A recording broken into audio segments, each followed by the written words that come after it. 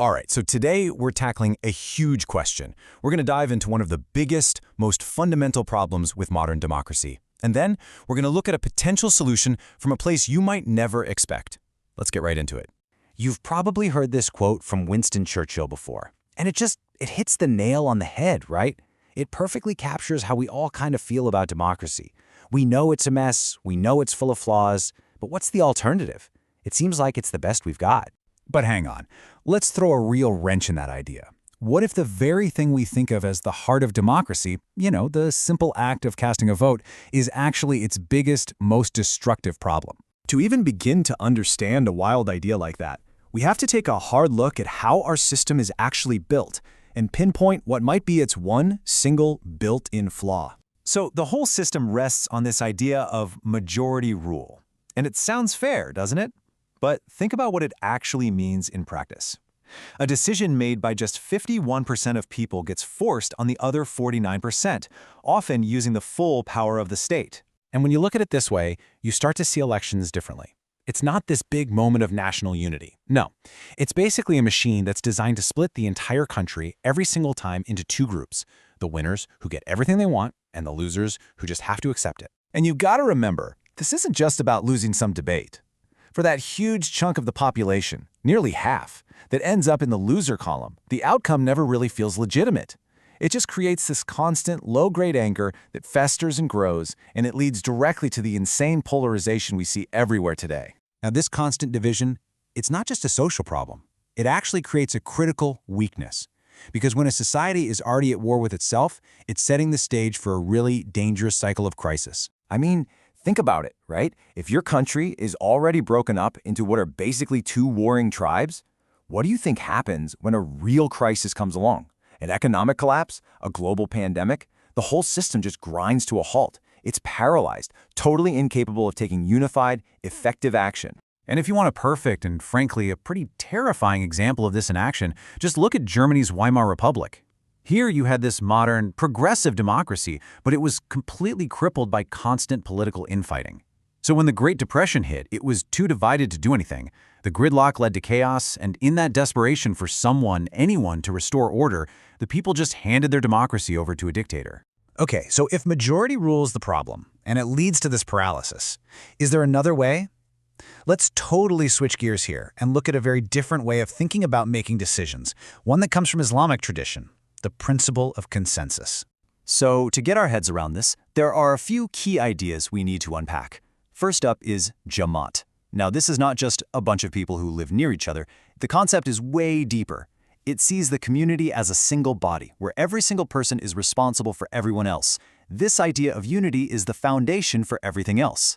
Next, we have the how, the process for making decisions. It's called shura.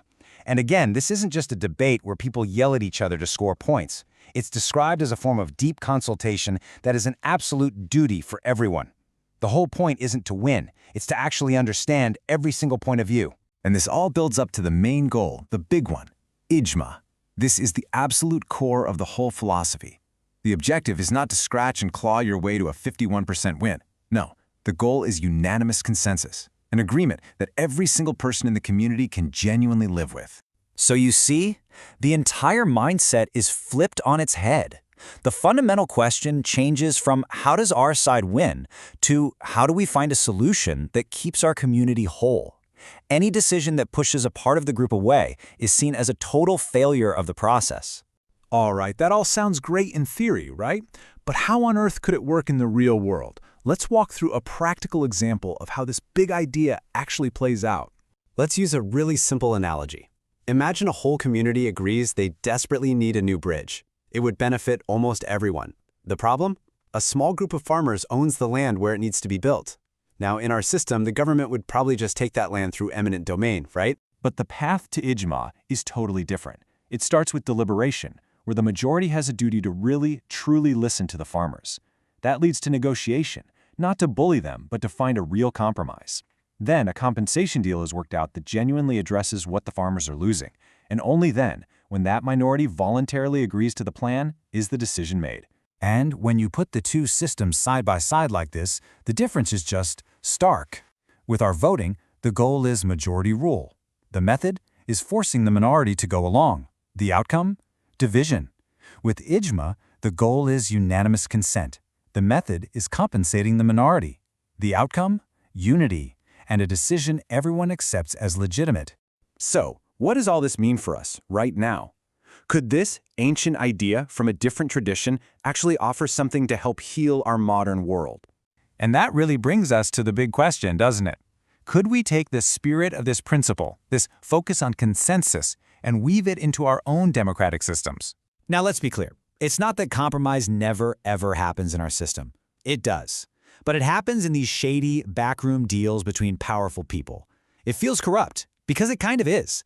And more importantly, that kind of real negotiation is almost totally missing at the local level, where these decisions actually impact our everyday lives. Look, let's be realistic. This approach would be slower. No doubt about it. It would be harder, but the potential payoff in the long run is massive. You get decisions that actually stick, because you don't have half the population trying to tear them down. And you get outcomes that actually bring people together instead of ripping them apart. There's a thought in the source material that just sums this all up so perfectly. It says that the real strength of a society isn't about how easily a majority can dominate a minority. The true strength is in its ability to listen, to compromise, and to keep itself whole. So I'll leave you with this to think about. In a world that feels like it's being torn apart at the seams, could changing our very goal from just winning to finding real consensus be the cure our democracies so desperately need?